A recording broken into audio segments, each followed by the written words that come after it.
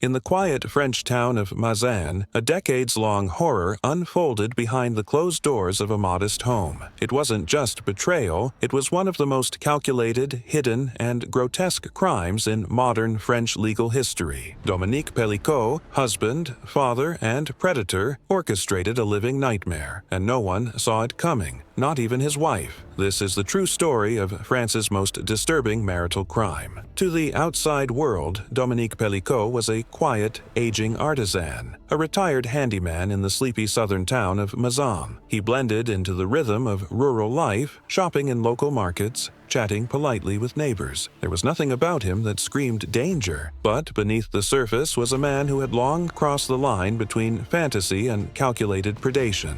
Behind the doors of his unassuming home, Pélicot lived a double life, one meticulously constructed and horrifying in its precision. This wasn't a sudden break from sanity. This was years in the making. According to investigators, Pélicot began drugging his wife Giselle as early as 2010. He used a potent benzodiazepine called Temesta, slipping it into her food or drink until she was unconscious, and then positioning her body in their bedroom. He'd make the environment look staged, dim lights, warmed blankets, soft music, not out of care, but to ensure nothing disturbed the illusion. He wasn't just drugging her, he was producing scenes. Then came the guests, men, often complete strangers, found through an anonymous, unmoderated French chat platform called Coco.gg. Pélicot used aliases like Dompteur, Tamer, or Perverse to attract men with very specific desires. In his posts, he described his wife as a willing sleeper, suggesting a fetish scenario where the woman was simply role-playing unconsciousness. But in reality, Giselle had no idea what was happening. She was not acting. She was chemically silenced. Many of these men would return. Some would visit multiple times. Pélicot gave detailed instructions. Arrive quietly, no perfume, no strong cologne, and rub your hands on the radiator to avoid startling her with cold skin.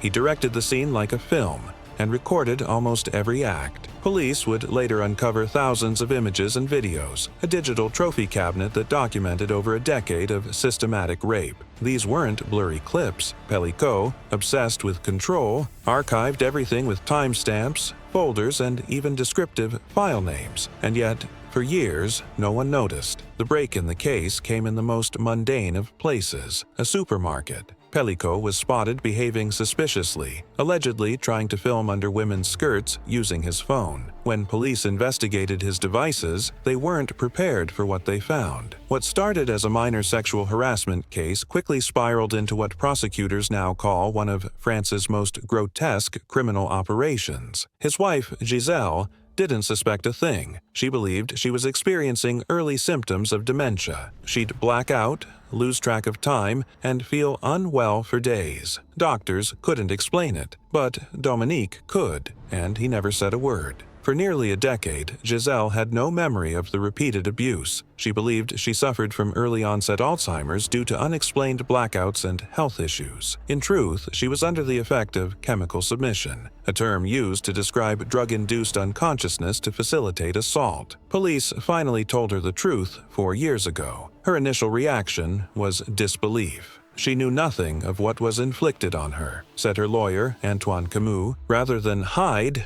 Giselle chose to face it publicly. At 72, she waived her right to anonymity and demanded the trial be open. Shame must change sides, she told the court. Outside, she addressed other victims. We share the same fight. Her courage ignited national and international support. Feminist organizations rallied behind her, and even political leaders from Germany, Spain, and France called her a hero. Dominique Pélicot wasn't operating in the shadows alone. 51 men were charged alongside him, a disturbing mix of backgrounds. A journalist, a firefighter, a nurse, a soldier, a prison guard. Ordinary lives on the surface, but linked to one of the most disturbing abuse networks uncovered in recent French history. Some admitted guilt. Others claimed they believed it was a consensual sleep play scenario. But video evidence and testimony showed otherwise. Giselle was unconscious, unresponsive, and unaware of what was being done to her. There was no consent.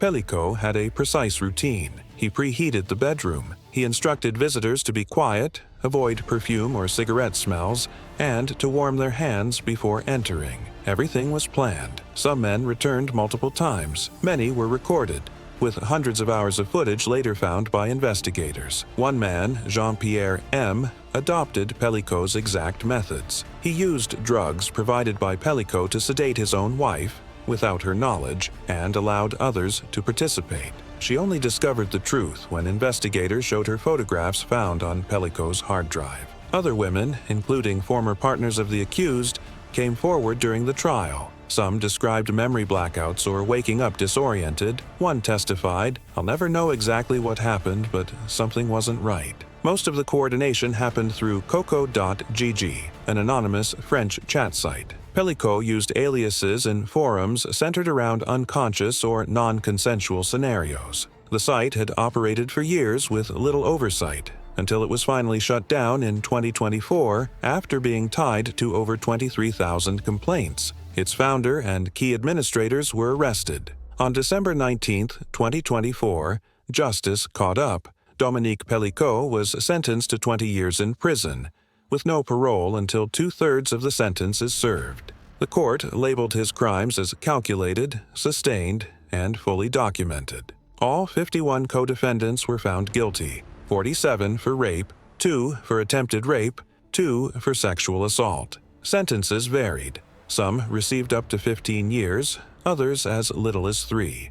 Public reaction was mixed. While many welcomed the convictions, activists and some legal commentators criticized the lighter sentences as inadequate given the scope of the abuse. The trial helped expose how platforms like coco.gg enabled criminal activity under the veil of anonymity. By the time it was shut down, the site had been linked to thousands of crimes across Europe, ranging from exploitation to violent assaults. But the heart of the case was Giselle, who, after years of being kept in the dark, stepped into the spotlight. She chose not to remain anonymous. She testified publicly. She spoke directly to the cameras and said, "Shame must change sides."